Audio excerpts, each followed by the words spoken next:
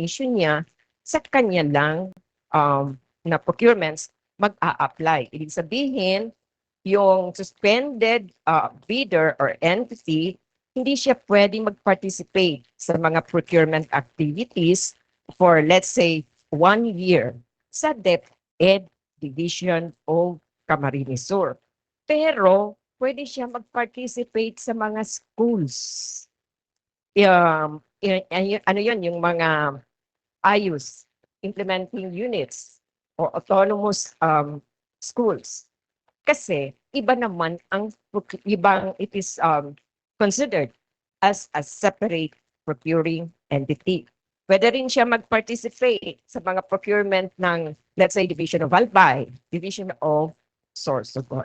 So yun ang ibig sabihin, the suspension applies only or bars a suspended entity from participating in the procurement in the procuring entity that imposed the suspension. On the other hand, ang blacklisting naman, ito ang most severe penalty. Ito ay sections 100 and 101 ng ating IRR. So, ito, disqualified siya from participating in the procurement of all procuring entities in the government. So yun ang difference ng suspension and blacklisting. Suspension, hindi lang siya pwede mag-participate doon sa particular procuring entity that issued the suspension. While blacklisting, yung blacklisted entity cannot participate in the procurement of all agencies in the government. Itong mga penalties na ito reinforces or reinforce accountability, and they are designed to maintain integrity, fairness, quality in the public procurement.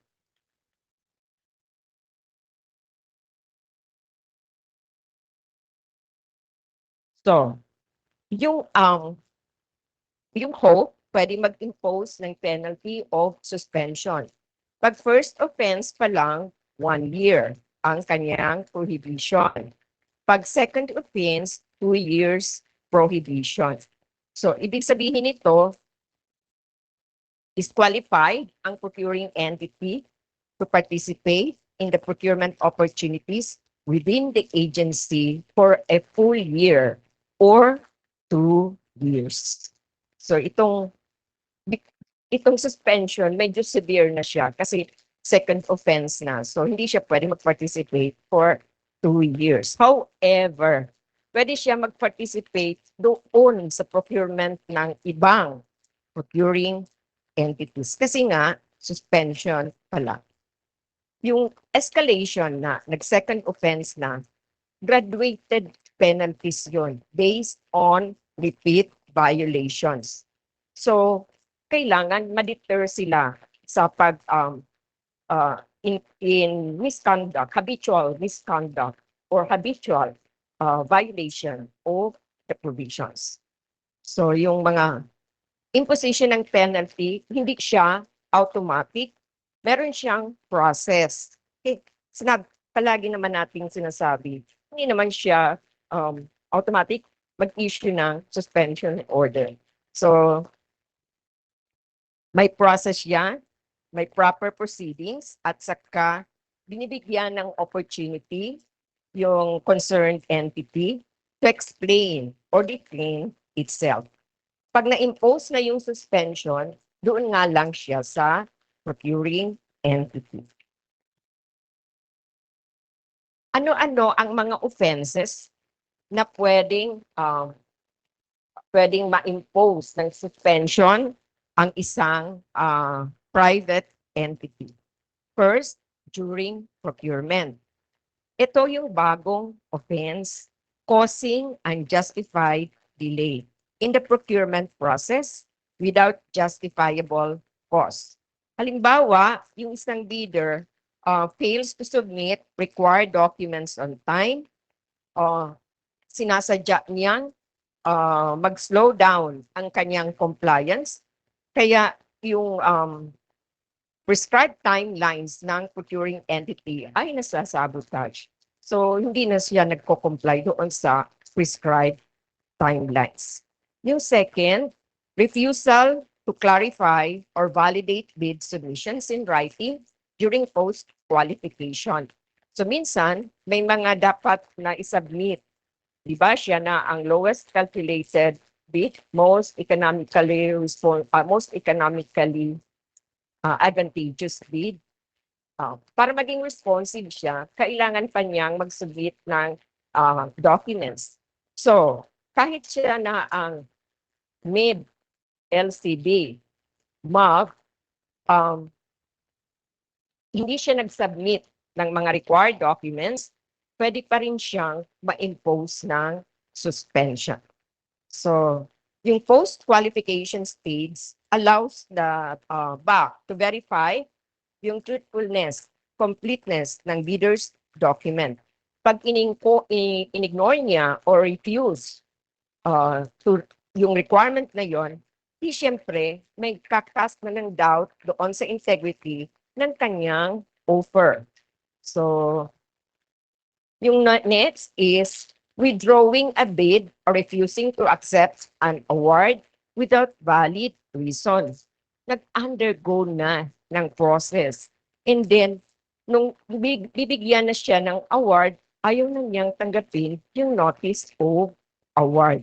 So, ito ay disruptive sa process ng procurement. Pagkatapos na niyang ma-evaluate, na-recommend na sa HOPE, and the HOPE is now going to issue the notice of award, ayaw naman niyang tanggapin. So, sayang ang time, resources, at baka maaaring mag-require pa rin ng bidding. So, madidelay na naman ang procurement. Failure, refusal to post the required performance security. So after the notice of award, the LCB, NIB, and the MAB ay dapat sila mag-submit ng performance security bago ma-draw ang contract agreement. So pag hindi sila nag-submit ng performance security, and therefore, pwede silang na-net ng suspension. Refusal to accept renewal notice or submit updated documents. Ito yung renewal of regular and recurring expenses. So katulad ng mga janitorial security services, diba yung sa first day under the strategic considerations, renewal of regular and recurring expenses. So unlimited na ang renewal. Ngayon, yung service provider, na-determine naman siya na okay yung performance niya based on the end user certification, pero hindi siya nag-update ng kanyang documents, then pwede siya ma-merit ng suspension. Unless meron siyang justifiable reason. Bakit hindi niya ina-accept yung renewal notice?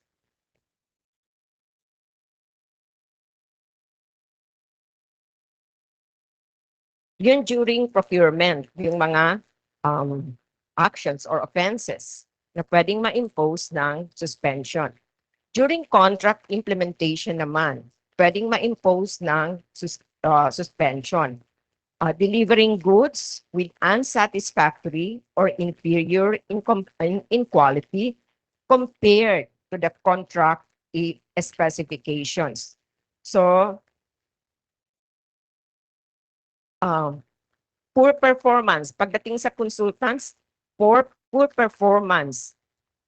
Katulad na, nag-submit siya ng defective designs that require major corrections, failed to deliver critical outputs due to consultants' negligence, substandard or inappropriate materials. Ibig sabihin, yung consultancy services niya, maaaring siya ang kinuhang consultant to undertake yung design at saka yung supervision, contract supervision. So, delays caused by the contractor or supplier without justifiable cause. So, considered yun as violation. So, limbawa, yung contractor failed to meet the agreed project milestones without a valid reason, ito ay delay that would trigger sanctions. So yung mga winning bidders or contractors poor performance, pwede yung negative slippage ng 15% or more within the critical project path. So pwede siyang ma-met ng suspension. So pwede din yung mga non-compliance with approved materials and workmanship standards.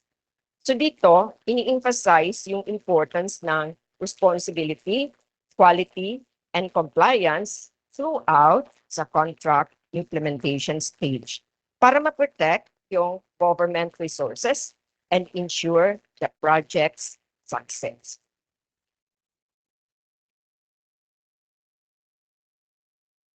Yung blacklisting naman, sabi natin, yung blacklisting, hindi lang siya applicable sa procuring entity that issued the blacklisting order, kundi barred ang isang blacklisted entity from participating in the procurement of all procuring entities. So, prohibited siya from participating in government procurements for a specified period. So yung first offense, 1-year prohibition. So ito yung warning ito. And may penalty siya to correct their behavior and comply with the procurement regulations. So pag nag-commit pa rin siya ng second offense, so nagiging 2 years na siyang blacklisted. So ibig sabihin nito, serious repeated violations. Kaya kailangan ng protektahan ang ating gobyerno from unreliable suppliers, contractors. So yung bid security or performance security posted by the entity will be forfeited. Pag ang offense during procurement, bid security ang forfeited. Pag ang offense committed during contract implementation, ang pino-forfeit is performance security. Because what is the purpose of performance security? To ensure that the contractor, supplier, consultant will comply with the terms and conditions in the contract.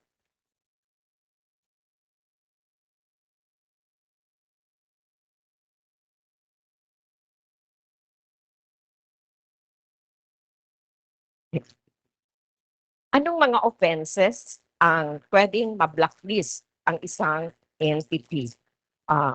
Whether during procurement or contract implementation.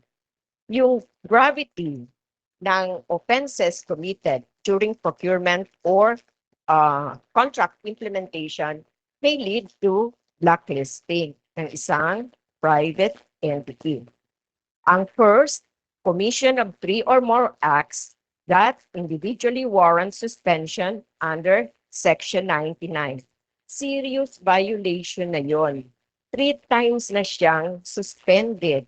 So it is a pattern of non-compliance or misconduct. Ito yung addition sa list of offenses for blacklisting. So 3 or more times suspended, mag-i-issue na ng blacklisting order ang isang agency. So sabi natin, ang suspension doon lang sa agency. So, repeated, sige lang ang kanyang offense doon. Pero it does not bar. Yung halimbawa, sa agency, DepEd, Council, na-suspend siya. Doon na naman sa, ano nga ni ikaw, sir? Goa National High School. Nag-issue naman si sir ng suspension order. Tapos dumaan naman sa Saro, Pili National High School, halimbawa, nag-issue na naman si principal doon ng suspension order. Considered yun na 3 suspension orders. And therefore, pwede nang mag-issue ng blacklisting order yung procuring entity kung saan siya mag-enjoy uli. So, saan makikita ito? Sa GTPD portal. Kaya lahat ng suspension and blacklisting orders are supposed to be posted in the GPTV portal. Kasi anong magiging reference ng mga procuring entities kung 3 beses na siyang may suspension order? Kasi yung suspension, doon lang sa procuring entity, barred siya. So, what if sa ibang procuring entities, suspended din pala siya. And therefore, nag-total na yun sa 3, kaya blacklisted na siya dapat. So second, improperly influence the procurement process, katulad ng using force, fraudulent schemes, coercion, undue influence, or pressure on the back or any official or employee of the procuring entity. So halimbawa, yung isang bidder tried to bribe or intimidate a back member to favor his bid or disqualify competitors. Ito ay ground for administrative penalty, including blacklisting. Unlawful acts, corrupt, fraudulent, collusive, coercive practices, they are clear offenses. So yung winning bidder is found to have submitted forged documents, used adulterated or substandard materials, engaged in production methods contrary to established scientific or trade standards. So halimbawa, yung contractor, gumamit siya ng cheap, substandard concrete na yung specified grade ay much lower than doon sa dapat na grade. Kaya pwede siyang i-blacklist. So, dati ito nasa uniform guidelines for blacklisting. Medyo mahirap ang pag-identify ng pollution. Kasi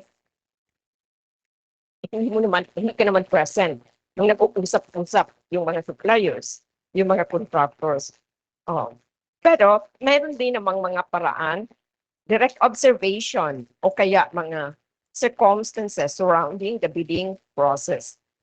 O pwede rin mag-refer sa Philippine Competition Commission's anti-bid rigging red flags.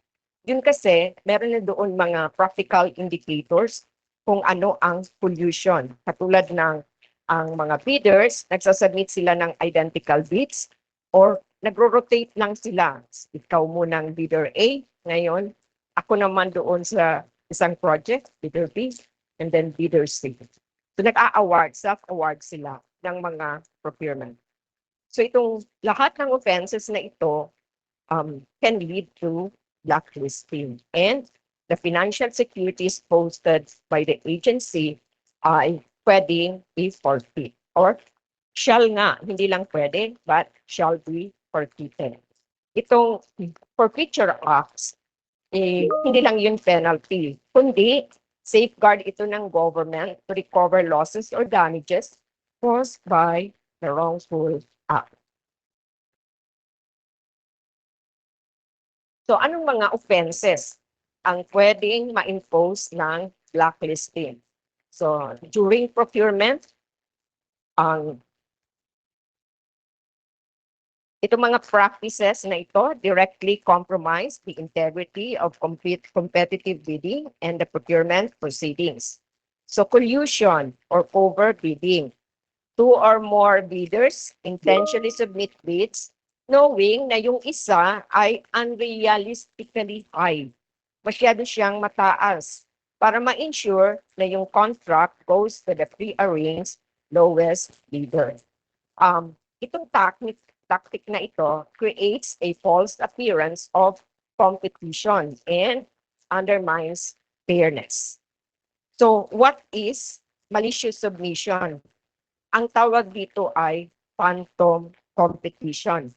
Yung isang company submits multiple bids through affiliated, mga sister companies, affiliated entities to simulate market competition. So halimbawa, yung supplier, pwedeng gamitin niya ang isang sister company or partnership para mag-submit ng another bid para makita lang na make it appear na merong competition.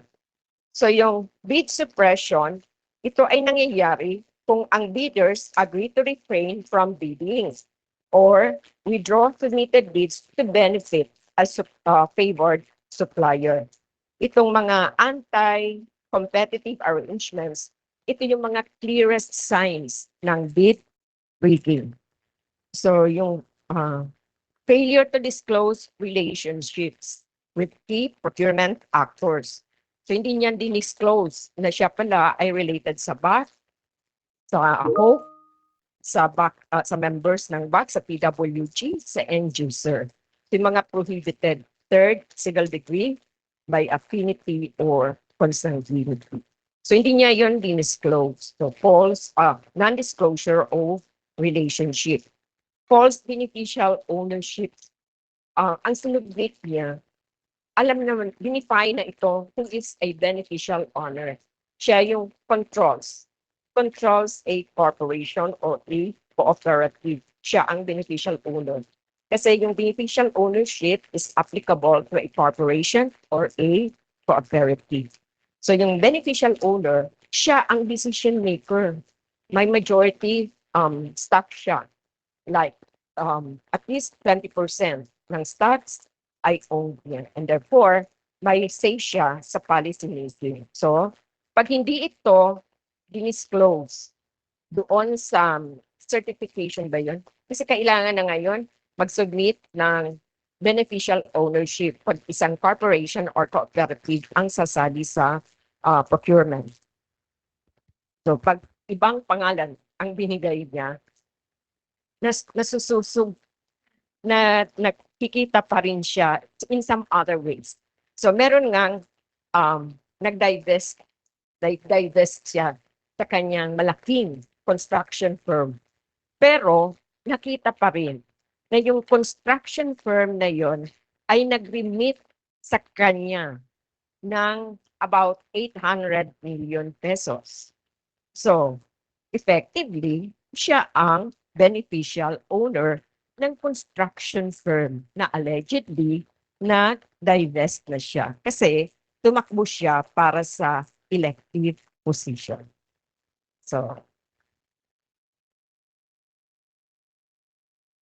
itong mga actions na ito, ang purpose talaga, ang intention nila is to deceive, influence outcomes unfairly, or obscure conflicts of interest, and therefore should be seriously taken up. At saka yung presence nitong mga actions na ito, pag na-establish niya, they are prima facie basis that could lead to blacklisting, disqualification, for feature of securities. Kahit pa hindi mag-file ng criminal charges ang agency.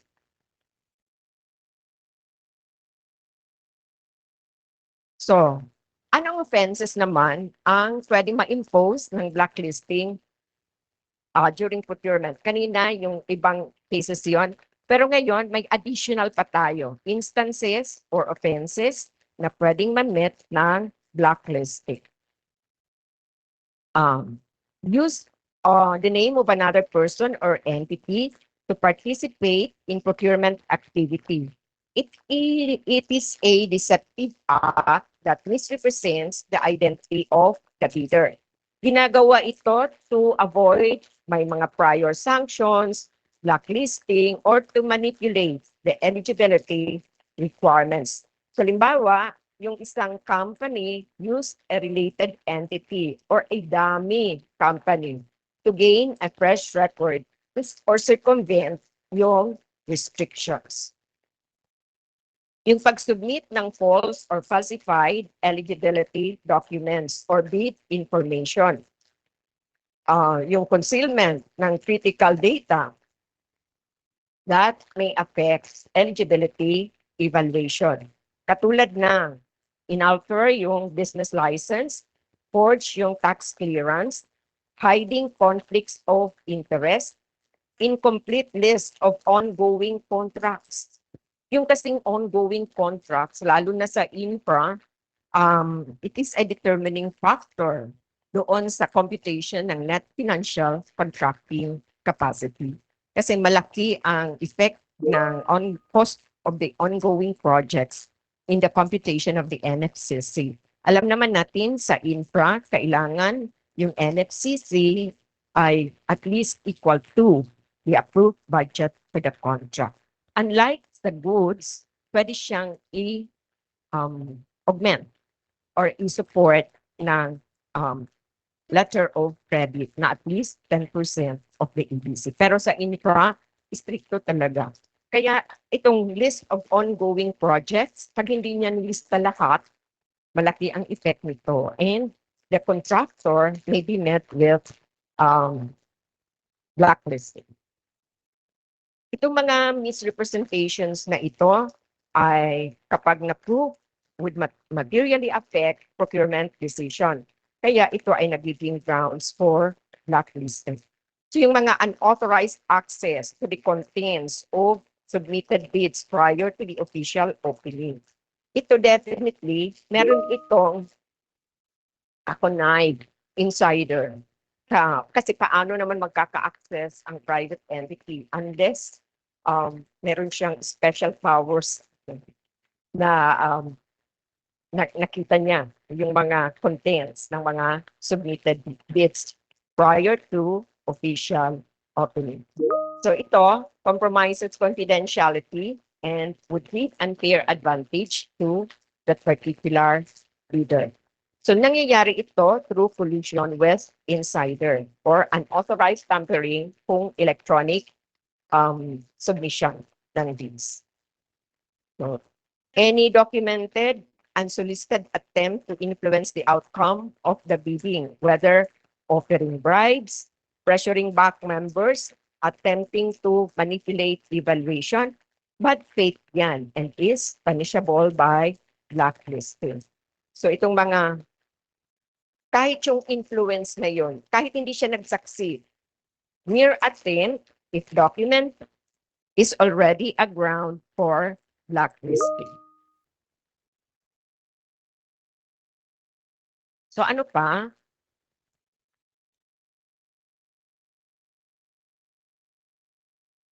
Mga schemes that stifle or suppress procurement activities, harassment of competitors, filing baseless complaints to delay bidding, coordinating actions to sabotage bidding timelines. Itong mga acts na ito disrupt competitive environment and they are intended to tilt the process in favor of a particular party. So itong mga acts na ito, they do not only violate procurement rules, but they harm public trust.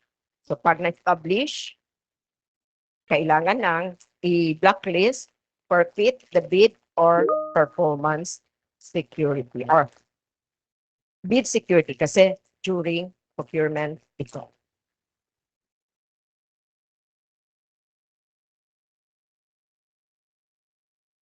During contract implementation, anong mga offenses ang pwedeng ma-met ng blacklisting? So, itong assigning or subcontracting any part of contract or substituting key personnel named in the original bid without the procuring entity's prior written approval. Prohibited ito. So pag sa infra, nag-submit na sila ng mga key personnel. Sino ang materials engineer, sino ang project engineer, sino ang project manager. Ito yung mga key personnel. At pag pinalitan nila ito, in-evaluate ito ng agency based on the biodata curriculum vitae of this key personnel. Pag pinalitan nila ito without informing and seeking the approval of the procuring entity, ay pwede silang ma-met ng blacklisting. Lalong-lalo na sa consulting services. Kasi expertise yan. Ini-evaluate ng agency yung expertise ng consultant. So hindi siya pwedeng basta-basta na lang papalitan ng isang consulting firm. So abandonment or non-performance without just cause. So ito willful abandonment. Ito yung intentional neglect or refusal to carry out the agreed upon work which results in substantial breach ng contract terms. Yung lawful and justifiable causes, katulad ng force majeure, hindi ito kasama dito. Mga actions lang in bad faith. So, yung third, yung contracts terminated due to default or unlawful acts, katulad ng fraud, bribery, gross negligence, mga grounds ito for blacklisting. So, yung HOPE shall issue within 7 calendar days a blacklisting order after napatunayan, after ongoing the proceedings for blacklisting at napatunayan na dapat talaga siyang i-blacklist. Kailangan niya mag-issue ng blacklisting order at ito ay ipopost sa GPPB portal. So, kailangan din i-forfeit yung kanyang performance security.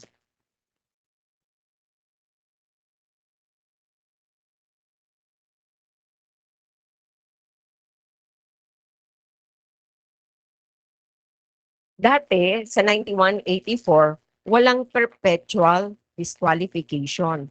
Blacklisting lang, pero hindi siya perpetually disqualified. Pero dito sa RA 12009, pag 3 times na-impose siya ng blacklisting, whether the same procuring entity or ibang procuring entity, then pwede na siyang perpetually disqualified.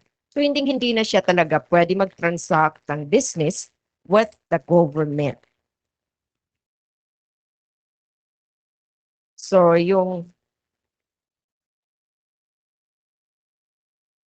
failure to comply with the warranty provision in the infrastructure projects. So pag hindi yung contractor, hindi siya nag-undertake ng repair within 90 calendar days from issuance of the order coming from the HOPE to undertake the repairs, then pwede na siyang i-perpetually disqualified. Kasi ito ay grave breach of post-implementation obligations and directly endangers public safety and government investment. So, hindi lang ito another sanction, kundi lifetime ban na ito from participating in any government bidding activities, whether goods, services, or infrastructure. So, ang consequences na ito ay really severe, hindi lang legally, professionally, at yung kanyang reputation, whether individual siya or firm na involved dito. So anong ginagawa nila? Magpo-put up naman ng another corporation. Anong status ng suspended or blacklisted person? During the pendency of the blacklisting proceedings, automatically suspended na from participating in the current procurement activity by the procuring entity concerned. So, automatic siyang suspended. So, yung notice of the commencement of the blacklisting proceedings to the bidder, it already serves as the suspension order. Yung notice of dismissal of a case against a bidder automatically lifted yung suspension ng bidder. So halimbawa, blacklisting proceedings, pero at the end of the day, wala na, dinismiss naman ng HOPE because na-proof ng bidder na hindi siya dapat ma-blacklist. So automatically lifted na yung suspension order.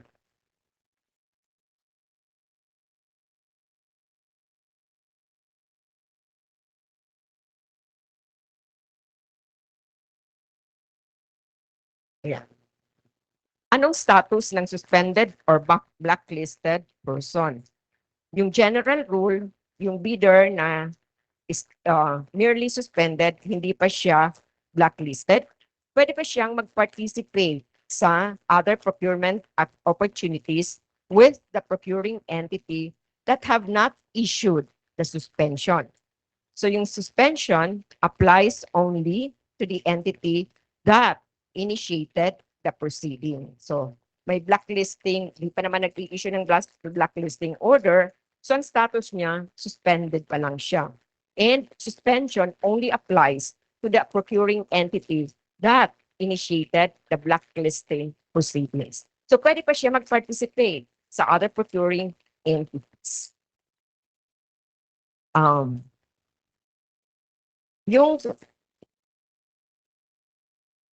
Yung blacklisting order has already been issued and made effective.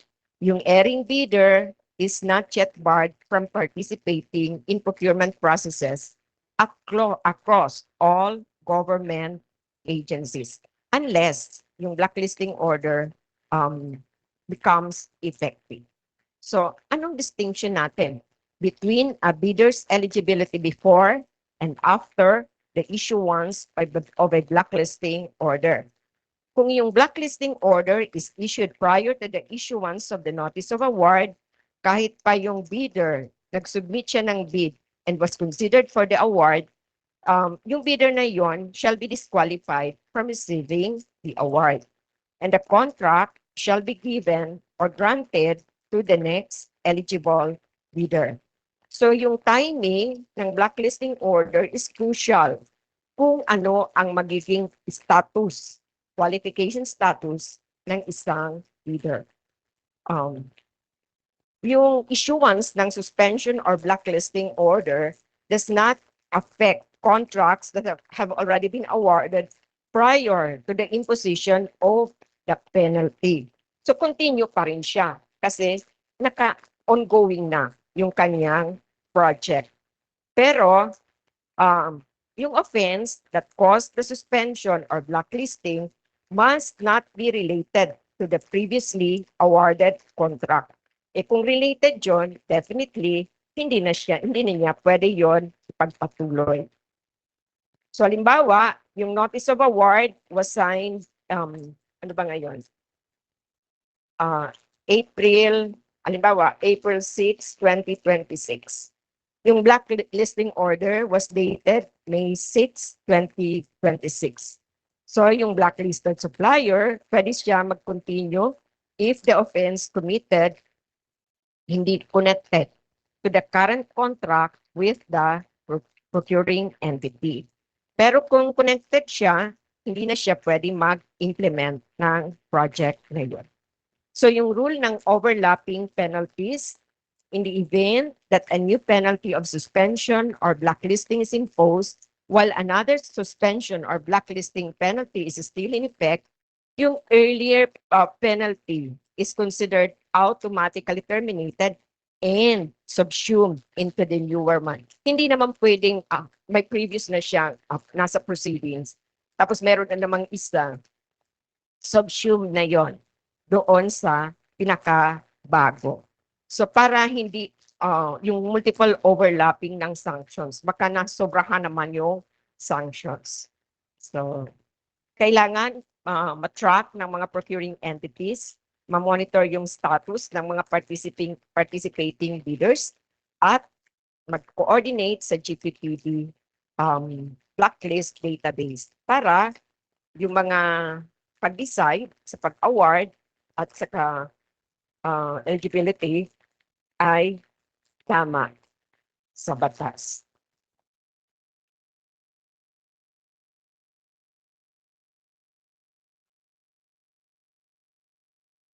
Sino ang pwede mag-initiate ng administrative proceedings for corrective measures, suspension, or blacklisting?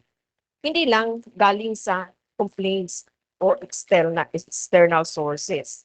Pwede rin ang BAC, ang HOPE, meron silang authority, motu proprio, parang ombudsman, on their own initiative to commence proceedings at any stage of procurement process or contract implementation.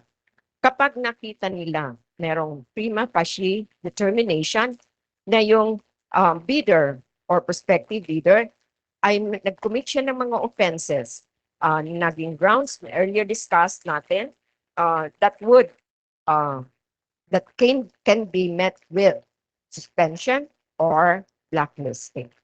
So yung provision empowers the BAC and the HOPE to act proactively. Hindi lang sila maghihintay ng mga reklamo galing sa external sources. Para ma-address kaagad yung mga bad faith, gross negligence, violations ng procurement rules. So, clear and immediate evidence ay na-observe na whether in any stage, bid evaluation, post-qualification, or project implementation, hindi na kailangan maghintay pa sa third party to report in order to act.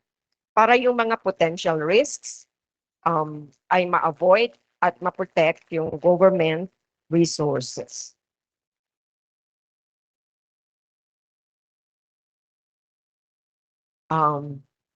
Yung back naman, motto proprio or the hope, any bidder, prospective bidder, pwede sila mag-file ng mag-initiate ng suspension.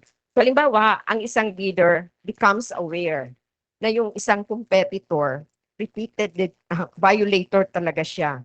Palagi siyang nagsusubmit ng falsified documents. Alam niya yon. Failed to deliver in past contracts. Pwede yung bidder na yon mag-file ng request to initiate proceedings based on documented grounds. So, yung motu proprio authority and the right of other bidders na sila ang mag-initiate ng proceedings, lahat yan pwede because they are anchored or rooted in the principles of transparency, fairness, and integrity. So, itong mga mechanisms na ito, nagpo-protect siya sa procurement process from abuse and ensure that only compliant, capable, responsible entities are engaged by the government. So itong mga actions na ito, whether initiated by the agency, another bidder, must observe due process.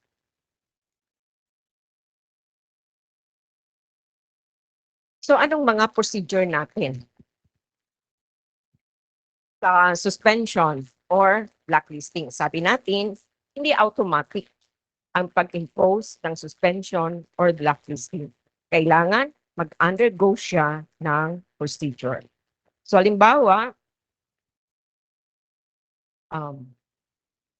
yung notice and hearing, yung initiating action against a bidder or prospective bidder. Yung notification should inform ano ba ang issue. The bidder is given the opportunity to submit a written explanation. Ito yung show cause, request a hearing before the BAC. Upon evaluation of the records, if the BAC is convinced by substantial evidence that the bidder or prospective bidder is at fault, issue a resolution recommending administrative penalties to the HOPE. And the HOPE, within 15 days from receipt, determines whether substantial evidence exists to support a finding of guilt in the administrative case. Otherwise, HOPE shall dismiss the action. Yung decision ng HOPE becomes final after 7 days from receipt thereof by the suspended or blacklisted bidder or prospective bidder, if no request for reconsideration is filed. So yung request for reconsideration may be filed by a suspended or blacklisted bidder or prospective bidder within 3 calendar days of receiving the decision. HOPE will resolve that request within 7 calendar days from its filing, furnished the suspended or blacklisted bidder with a copy of the resolution immediately after its promulgation. So, ito lang ang request for reconsideration that is permitted at kailangan i-post sa GPTB portal once a blacklisting order is issued.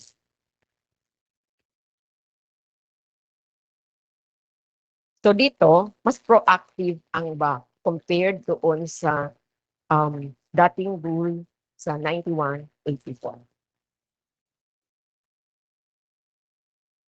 So ano ang extent ng mga administrative sanctions? Yung administrative sanctions sa public procurement, hindi lang siya limited sa direct participation ng individual or firm. Wala.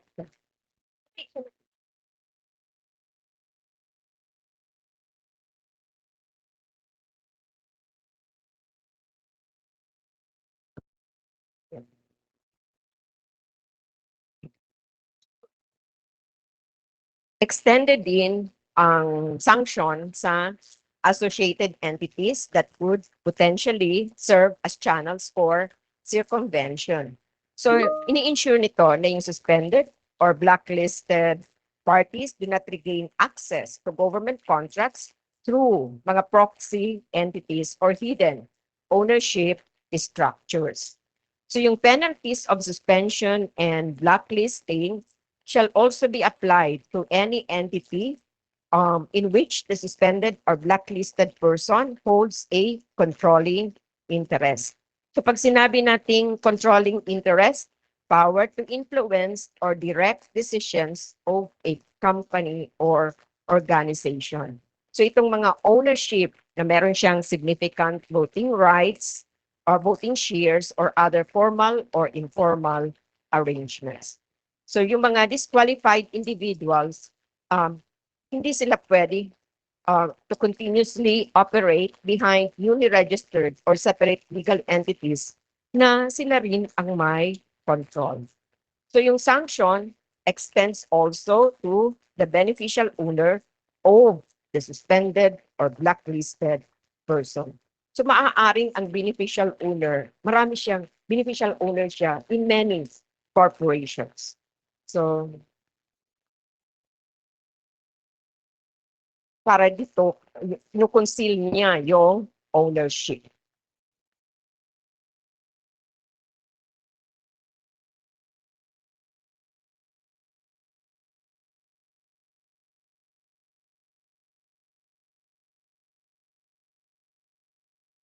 Okay. Ano ang extent ng administrative sanctions? Pag sole proprietorship hanggang sa spouse ng sole proprietor, extended ang kanyang sanction. Pag partnership, lahat ng partners, hindi lang sa partnership itself, kundi lahat ng partners. Pag cooperative, pati yung lahat ng board members of the board of directors, yung general manager at saka chief executive officer. Pag partnership, joint venture or consortium, lahat ng member ng blacklisted joint venture or consortium, hindi na rin sila blacklisted na rin sila. So, ito ang tinatawag natin na cumulative. So, pag may relasyon sila doon sa blacklisted or suspended or extended sila. Extended hanggang sa mga partners, mga managers, CEO, etc.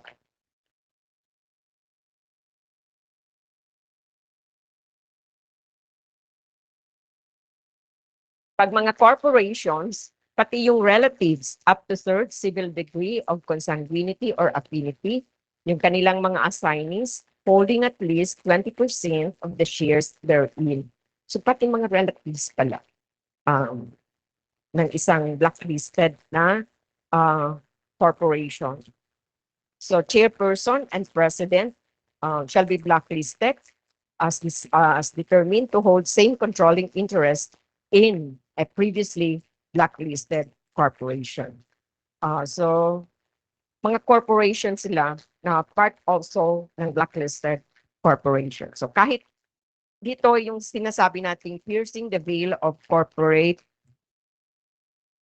entity, piercing the veil. So, parang sinasabi nila dito yung separate and distinct ang isang corporation. But when it comes from each stockholders and its directors, etc. Pero when it comes to administrative sanctions, hindi rin kasama pa rin yung mga stockholders na may at least 20% ng shares of stock. Kasama yung mga CEO, mga managers. So, lahat sila kasali sa blacklist.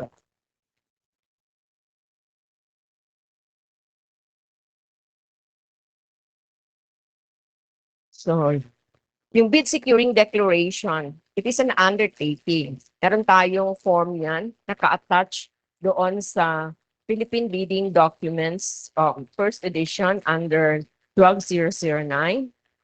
Mga standard form siya, bid securing declaration, performance securing declaration. So usually, ang mga bidders ngayon, ginagamit na yung bid securing declaration kasi nga, wala nang babayaran na mga premium on security. Wala silang gastos. But pag nag-violate sila ng mga conditions under the bid securing declaration, ay magiging liable din sila. They will be met with administrative sanction. So yung performance securing declaration, saan ito ginagamit? Ito, dati, nung COVID time, ginagamit ito ng mga bidders, ng mga awardees ng mga kontrata. Pero ngayon, ito ay ginagamit sa framework agreement. Because sa framework agreement, wala siyang amount. Initially sa kontrata, wala siyang amount. Dahil sa call-off, doon lang, yun ang tinatawag nating kontrata na talaga, yung fall-off. So, uh, sa una, performance securing declaration ang ginagamit. Ginagamit din ito sa mga special PWDs, sa mga organizations na fisher folks, mga farmers. Ito ang ginagamit, performance securing declaration. So, hindi ito pwedeng gamitin ng mga ordinary o yung mga usual na mga big suppliers. Specific lang ang paggamit ng performance securing declaration doon sa mga framework agreement at saka doon sa mga fisher folk, farmers, etc. So, lahat ng conditions na nasa bid securing declaration at performance securing declaration, pag nag-violate doon ang isang entity that posted the BSD or the PSD, they can be met with administrative sanctions. So ito ang ibig sabihin nito.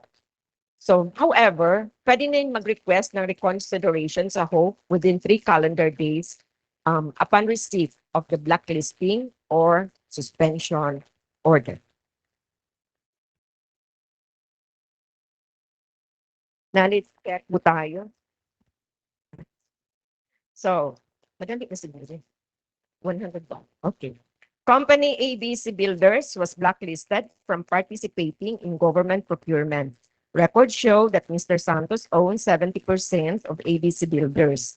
A month later, a new company, Prime Axis Construction, submits a bid in another government project.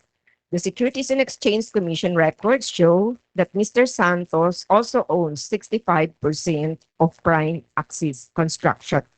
What is the correct action of the procuring entity? A, allow Prime Access to bid because it is a different legal entity. Allow Prime Access if it has a different set of officers. C, disqualify Prime Access because the blacklisting also applies to entities where the blacklisted person has a controlling interest. D, allow Prime Access but require an affidavit that it is not related to ABC Builders. Ano po kaya ang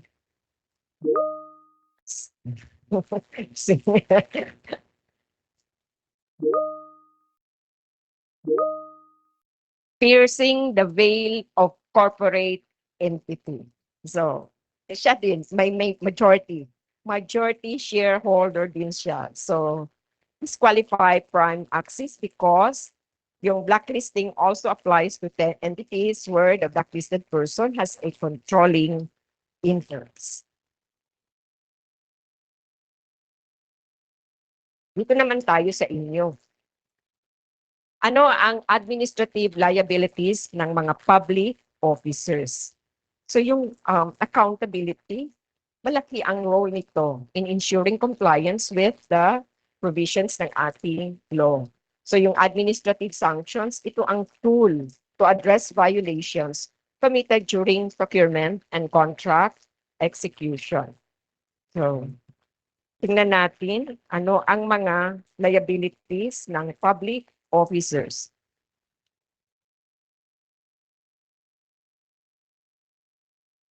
Mga acts yan in violation of the procurement rules. So, kahit walang criminal prosecution, without prejudice to the potential criminal or civil liabilities under RA 3019 or other criminal laws. Ibig sabihin nito, yung government employee can be administratively sanctioned, either suspension, dismissal, or disqualification from service kahit walang court case.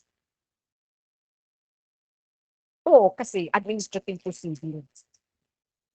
Kahit walang court case, pwede mong i-elevate kung hindi ka hindi ka satisfied. So, yung simulation or manipulation of procurement eligibility requirements or strategic procurement planning activities.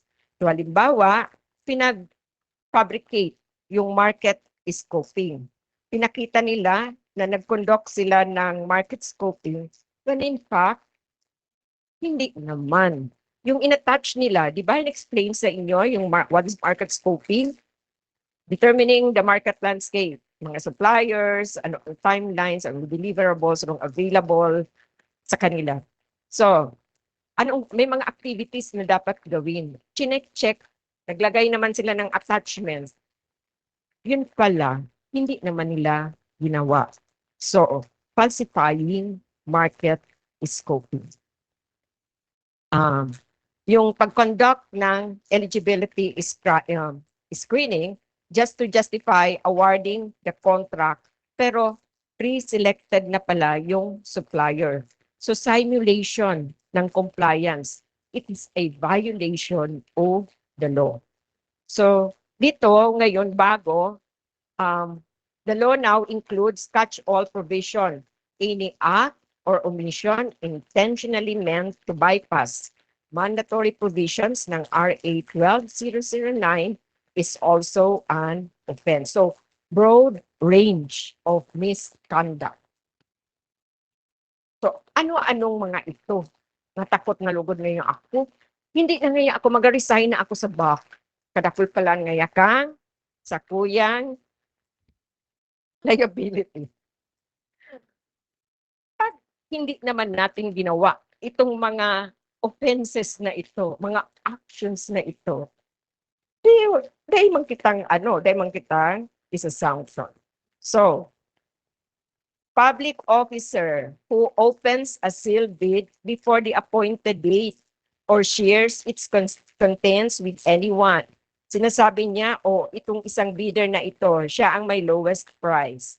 So, violation yon. Kahit casually dinivulge niya yung information before public opening, considered yun premature disclosure. So ano pa? Delays without justifiable cause. So yung back unnecessarily postpones bid evaluation, wala namang reason.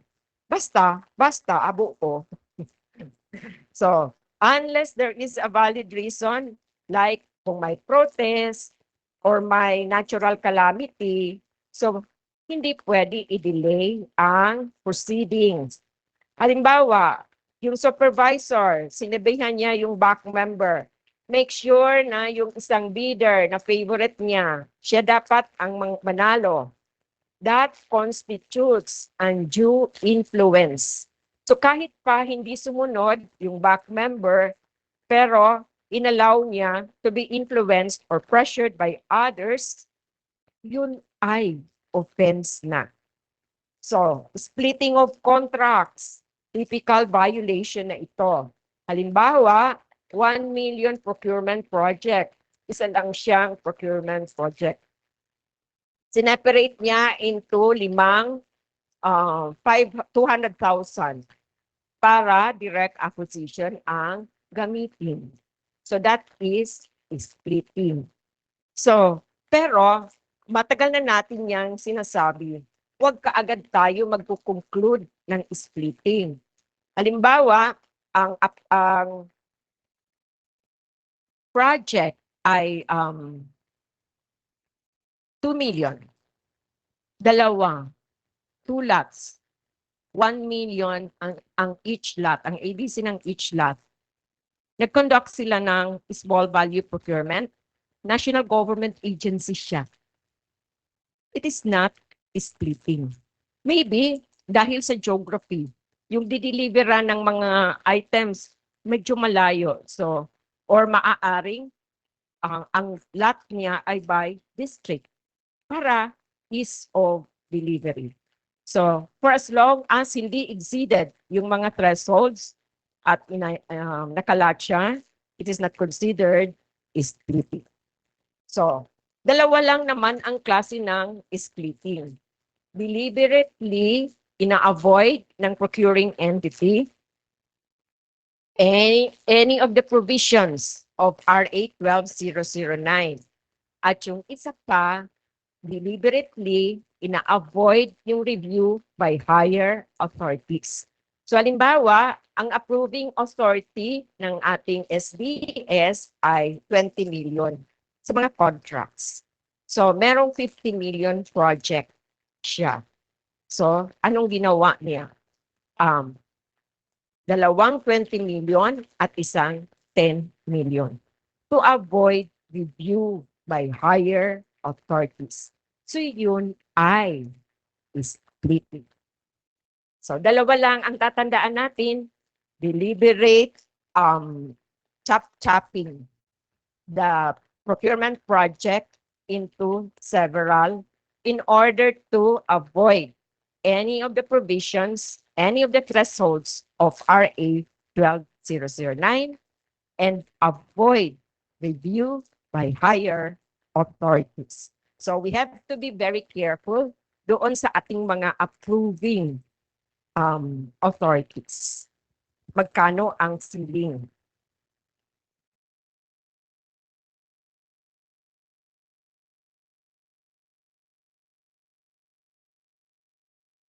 O itong last, abuse of HOPE's authority to reject bids with clear bias. So yung HOPE rejects all qualified bids without legitimate grounds kasi nakapag-negotiate na pala siya sa favored bidder. So yung abuse of discretion that may reflect manifest preference.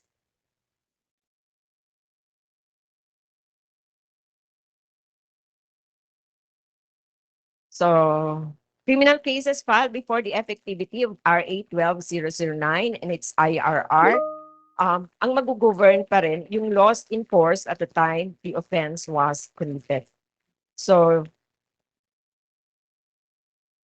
yung judicial decisions and court orders issued prior to the effectivity of the law, they remain valid and enforceable. And yung legal principle kasi ng prospectivity of penal laws ay dito pinapakita na kung saan anong law ang nakumit, yung offense was committed, yun din ang mag-govern doon sa kanilang action. So, ibig sabihin nito, yung mga existing legal decisions and due process prior to the implementation of RA 12009 ay nire-respeto and they continue to be governed by the laws that were in effect at the time the offense was committed. Jurisdiction, it lies with the appropriate courts based on laws in force at the time of the offense. So, yung second natin, liability for unlawful acts does not disappear just because yung RA 12009 is now in effect. So, kahit yung person or company committed a violation before the new law, they are still answerable under the old law. Kasi yung old law, meron doong criminal liability. So this rule applies across the board, whether administrative, civil, or criminal. Yung provision overrides Article 22 ng Revised Penal Code. Normally kasi, it favors retroactive application ng penal laws kung favorable siya sa accused. But under RA 12009, hindi yun nag-a-apply. So, yung retroactivity ng penal law na would favor the accused, hindi yun nag-a-apply sa procurement.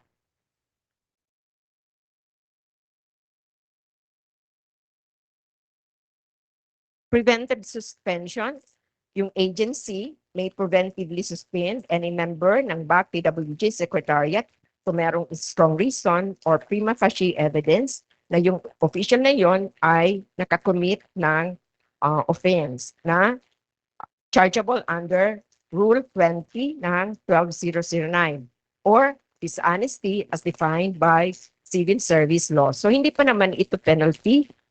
It is only to prevent the official being investigated to influence. Ganun din sa any other administrative proceedings, may preventive suspension to prevent the official being investigated to influence the outcome of the investigation. Tamper with any proof or evidence.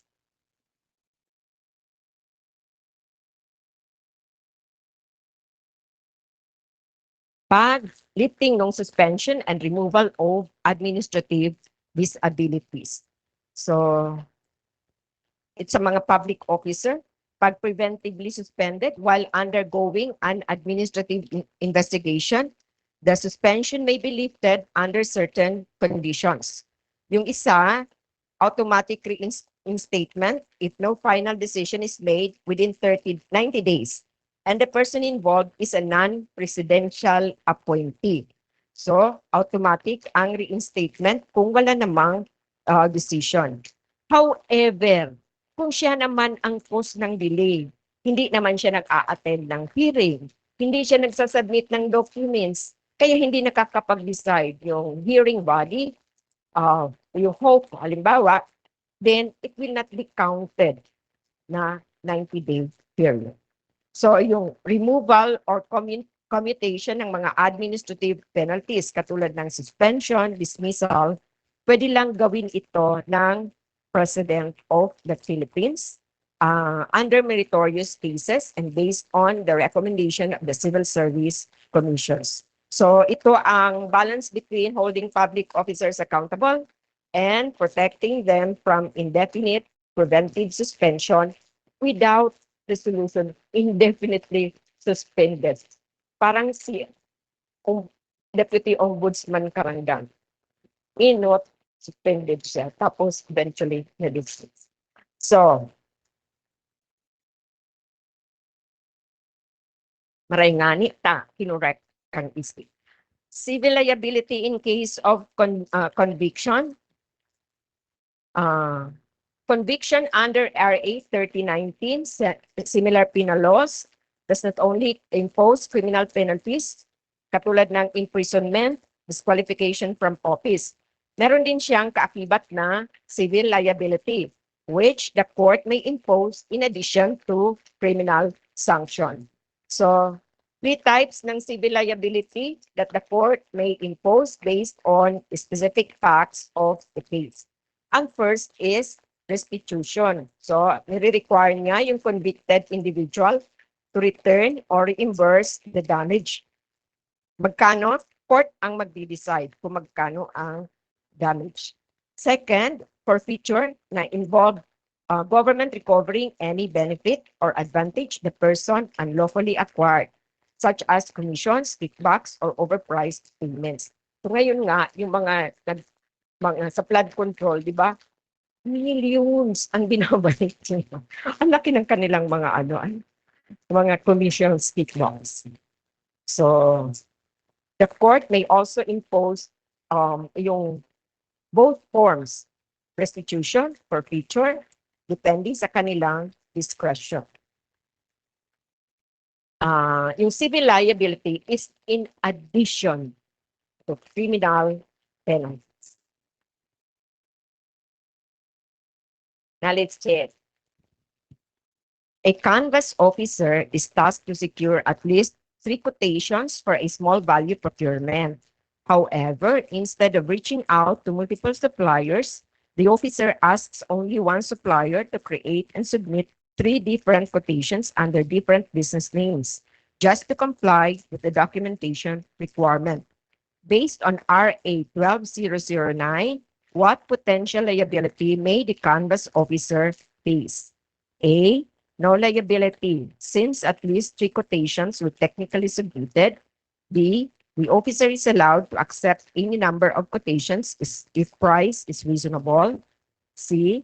This constitutes simulation of procurement requirements and may lead to administrative liability. D. Only the supplier who created fake quotations is liable. E. This is acceptable as long as the final purchase was not overpriced. C. Let us see.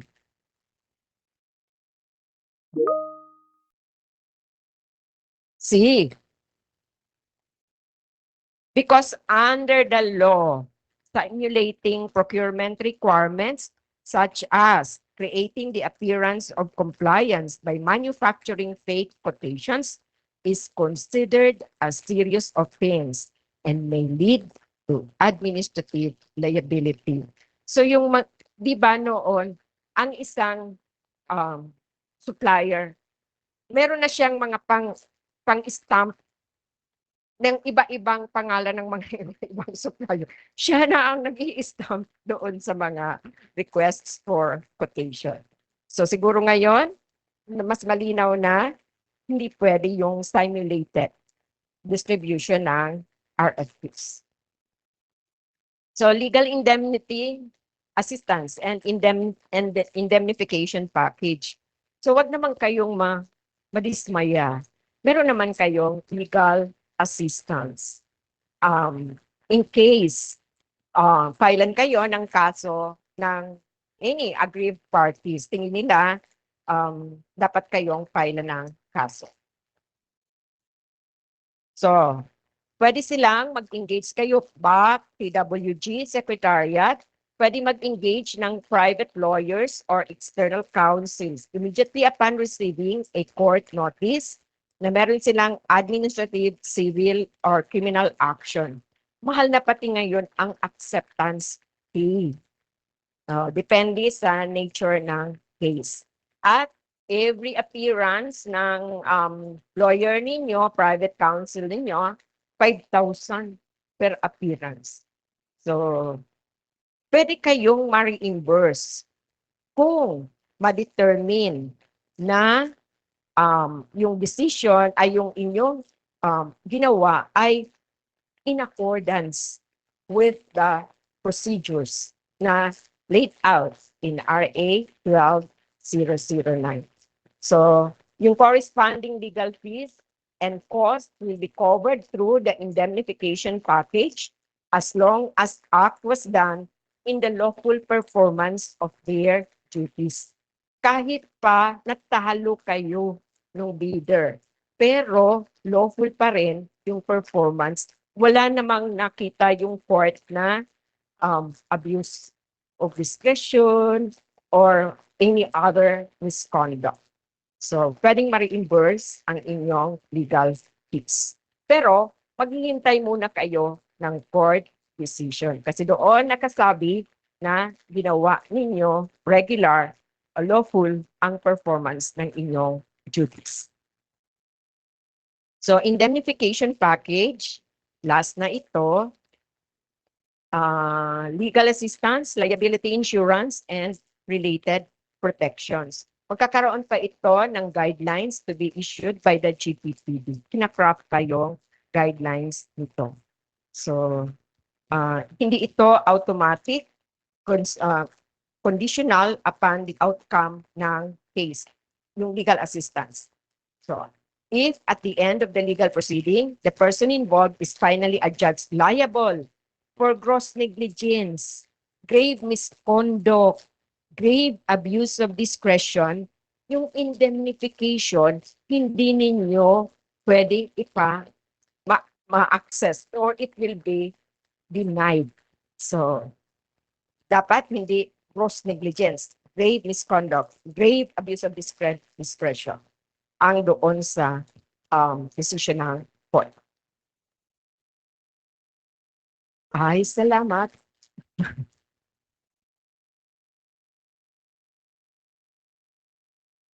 All right, again, a round of applause to our resource speaker, Miss Edita Onota. Thank you so much, ma'am, for a very wonderful discussion of contract implementation and sanction mechanisms. So at this juncture, no, we're going to jump right through our open forum na. So per checking, wala pong nagtanong sa slide, o or sadya po ba ninyo yun? Meron Wala. po tayong isa dyan, ma'am, na Isa lang naka-form. ang question. Opo, pero I think baka may mag-raise po ng question ngayon. Magtaas lang po ng kamay. But for the question po here, ay, wait lang natin.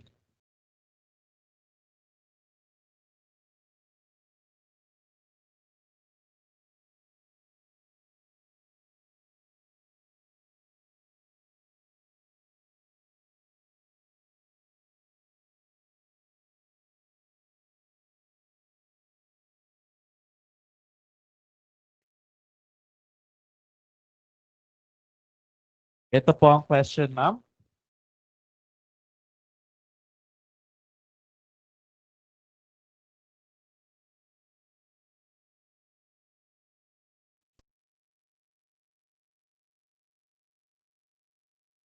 In the event that protocols established by the accounting office pursuant to directives of COA auditors are not aligned with the procurement office interpretation of RA 12009, what would be the appropriate response or course of action of the procurement office in addressing such differences in interpretation? Maybe you can write the COA auditor. I could fairly say na after we conducted the rollout of NGPA to COA auditors region-wide, lahat ng local, national, corporate auditors, nalinawan na sila doon sa mga provisions ng RA 12009. So, maraming ngang mga skeptics. Alam mo kasi auditor, skeptic. Palagi yan nagdududa. So, maaaring may differences talaga ng interpretation. Pwede naman kayong, ayoko naman sabihin, dispute resolution. Wala namang dispute, only differences in interpretation. Why don't you sit down? Mag-sit down kayo at ipakita ninyo kung ano ang point interpretation ninyo regarding the rules sa RA 12009.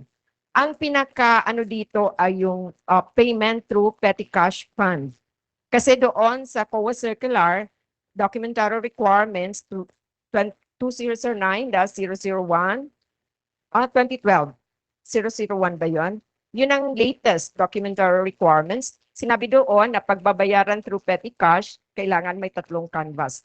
But it has already been resolved, di ba? Yung non-policy matter na diniscuss kahapon, I think, ni Engineer Aligan. So, hindi na kailangan yung canvas when payment is made through petty cash. Kasi yung petty cash naman, mga small items yun. At yung reimbursement, mga small items yun. Kaya nga, inilalagay yun sa market scoping, doon lang sa miscellaneous items. Otherwise, kung medyo malaki-laki na, mga let's say 50,000, 100,000, kahit direct acquisition, nakalagay siya, may sarili siyang line doon sa PPMP. So, okay na po. Napag-uusapan naman yung differences. All right, thank you so much, ma'am. I think yan lamang po ang tanong sa ating meron pa po. Sa Sige ating po. slide of row. Ngayon po, pwede pong magtaas ng kamay.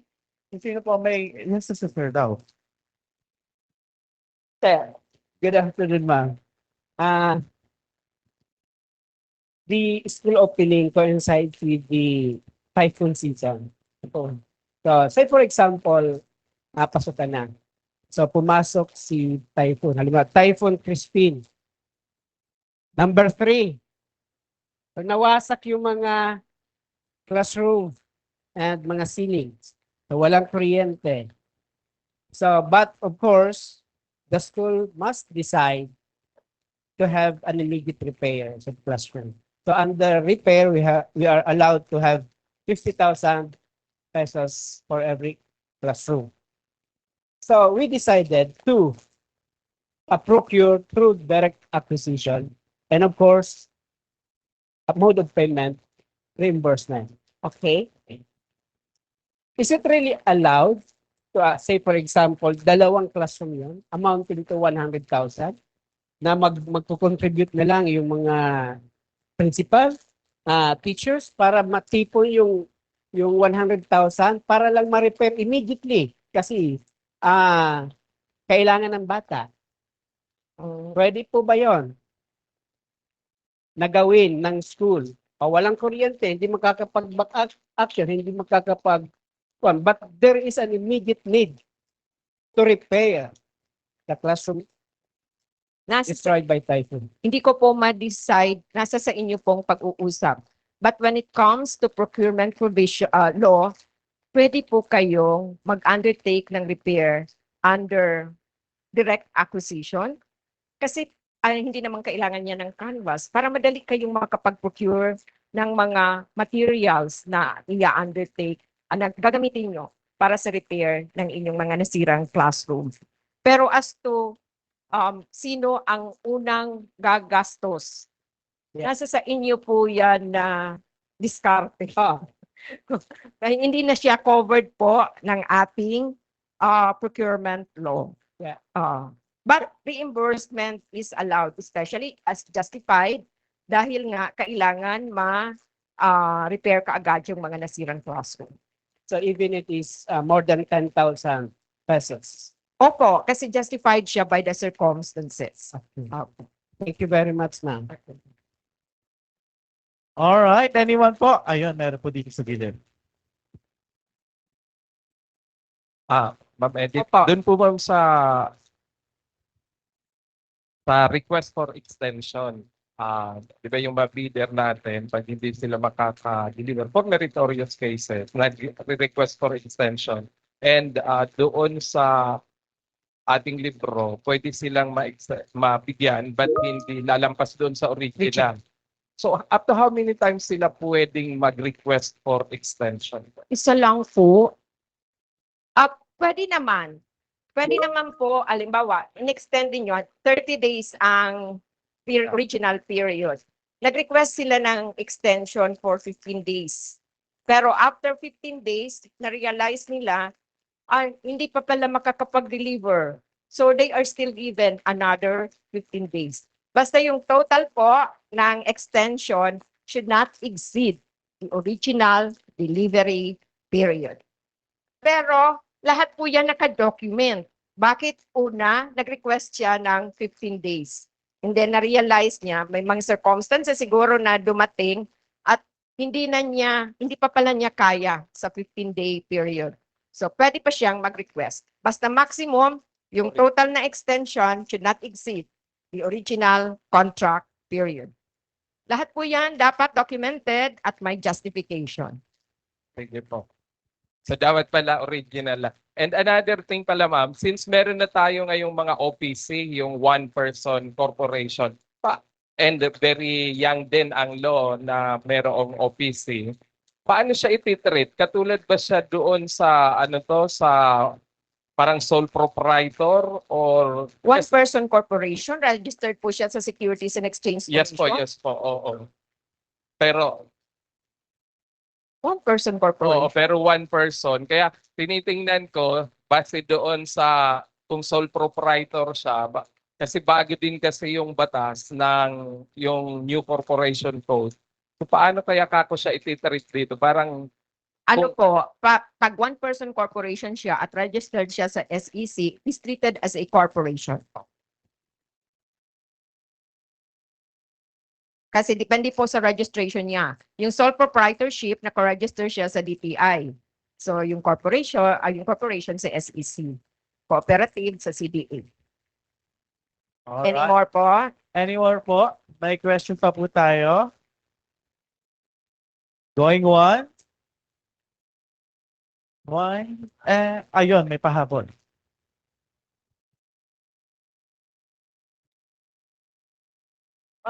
Pwede din ba ang yung procuring entity ang mag-request ng extension? Anong instance kaya, halimbawa? Halimbawa, ma'am, yung during that time na howling ng... Actually, yung ano namin, ma'am, ang project namin is howling of school furniture from Pampanga, Valenzuela, and Isabela. Tapos, ma'am, hindi naging available yung supposed to be, kasi 120 days lang, ma'am, yung duration ng contract. Pero, matatapos na yung 120, hindi naman kasalanan ng howling kasi hindi pa available yung mga school furnitures ng central office. Wala mang problema. Ang may problema yung procuring entity. Yung ihahaul niya, hindi pa available. Wala siyang ihahaul. Pwede po pa-requestin mo na rin yung yung hauler. Kasi, yun naman, ngayon lang kasi ako nakakita na ang nagre-request ay procuring entity. It should be the hauler. Marami yan, ma'am. Hindi lang yan. Sample lang yun. Mga Ah. instances. Halimbawa din, ma'am, may instances din sa printing. Ando na yun, ma'am. Nag-aantay na yung mga final print. Ay, yung dapat i-print. Yung dapat na, tawag doon, yung blueprint ng mga ng reading materials na ipiprint. Pero hindi pa na ibibigay kasi may guidelines naman na bago na i-edit. O di paano yun, ma'am? Hindi naman, di ba? Hindi kasasalanan yun ng... Opo, Oh. pwede po, magpa-request mo pa rin. Pa-request mo pa rin yung hauler. Opo, siya pa rin ang magre-request. But ang justification, kayo po ang magpo-provide ng documents to justify the extension of contract time. Alright. No, so yun din po talaga yung difference kapag ang mode of yung strategic plan po natin or yung yung call off para at least kakawag na tayo kung kailan natin kailangan yung isang services. Di po katulad ng ganyan na nakukonsume niya po yung kontrata nang wala po siyang nare-render na service or umaasa po siya ng Dependent siya doon sa iba naman na component ng procurement. So dapat sa market scoping pa lang, alam na po ninyo kung gaano kahaba ang magiging contract period niya, considering yung mga sinasabi nga ninyong mga factors na kung bakit hindi siya nakakapag-undertake ng kanyang contract. Di niya na i-implement yung kanyang contract. So, yun po ang aanahin natin. So, market scoping po. Pwede. Suspension. I-suspend muna yung running of the contract period for reasons na kayo nga po. Procuring entity can suspend. Pwede po.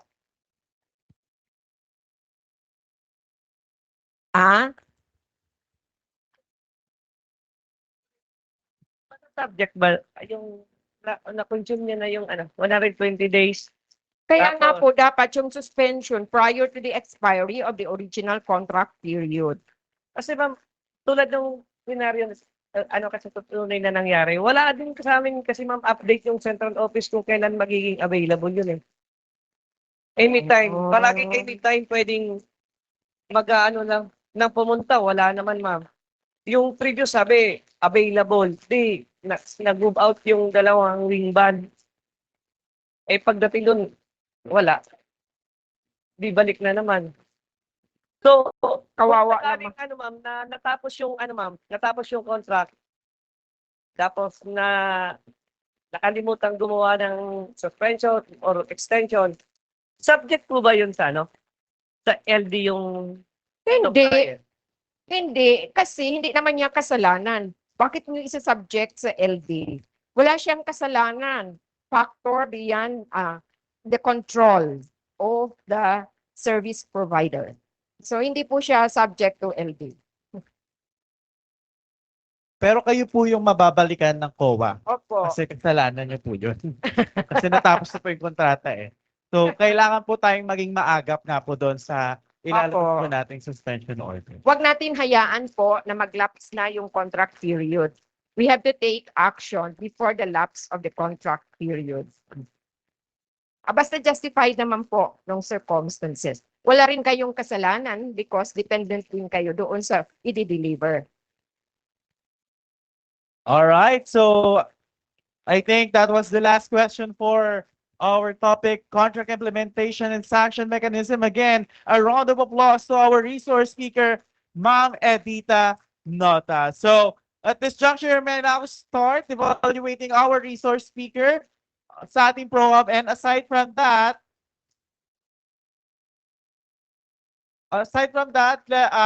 reminding you guys the certification process, which pwede na po natin gawin. Gawin na po natin ang find the word, crossword puzzle, program evaluation, takeaways, and post test. Okay? So, pag magawa po natin yung lahat, pwede na po natin i-generate ang ating certificate dito sa ating training. Alright? So, let's now proceed to the awarding of certificate para po sa ating resource speaker. So may I call in Ma'am ASDS Ma'am Venus Valdivina, SGOD Chief Sir Pedro Piloño, and CID Chief Ma'am Mariben Berha to award the certificate. So maraming salamat po sa inyong lahat. It is my pleasure. It was my pleasure and honor na ako po ang inyong resource person for this topic, contract implementation and sanction mechanism. I hope to see you again in the future trainings ng GPPB regarding the updates on RA 12009. So hindi po natatapos ang ating updates. Katulad din sa RA 9184, meron tayong mga updates hanggang 2016 nga yung latest update ng ating IRR for 9184. So again, thank you very much. I hope I was able to share a little of my knowledge to you at medyo nabuksan ang inyong mga kaisipan regarding the topic discussed. Oh, by the way, yung palang nagka-clarify kanina na nagkakagulo doon sa, ano ba yun? Quiz regarding sa repeat order. Tama po yung answer. Tama yung answer doon sa na false. Kasi ang question doon, repeat order can only be undertaken kung competitive bidding. So hindi tama po 'yon, false ang answer because ang ating pong rule bidding in nature. So there are other bidding in nature like competitive dialogue, unsolicited offer with bid matching, limited source bidding at saka competitive bidding. So false pa rin. Pwede 'yon. Pwede ka mag-repeat order by bidding in nature. Again, salamat po. Pahabol yun. All right, thank you so much, Ma'am. So we also like to ask for the presence of Ma'am Maribel Reguliano, the activity head of our NGPA Caravan here, to also join our top management to award the certificate of appreciation to our resource person Edita Onota in recognition to her meritorious role as resource person on the topic contract implementation and sanction mechanism during the training on the RA 12009 New Government Procurement Act for Division and School Bids and Awards Committee conducted by the Department of Education SDO Camarines Sur on May 6 to 8, 2026. Signed by Schools Division Superintendent Norma B. Samantela, Special 5.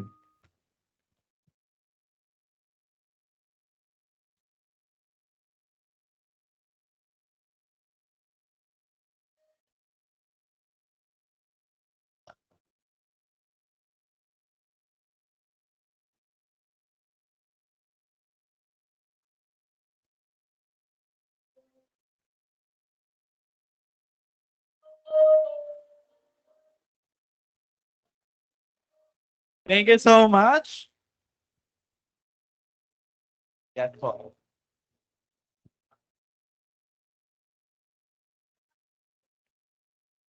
Okay, ayan. So, hindi ito na-expect ni Sir, but we also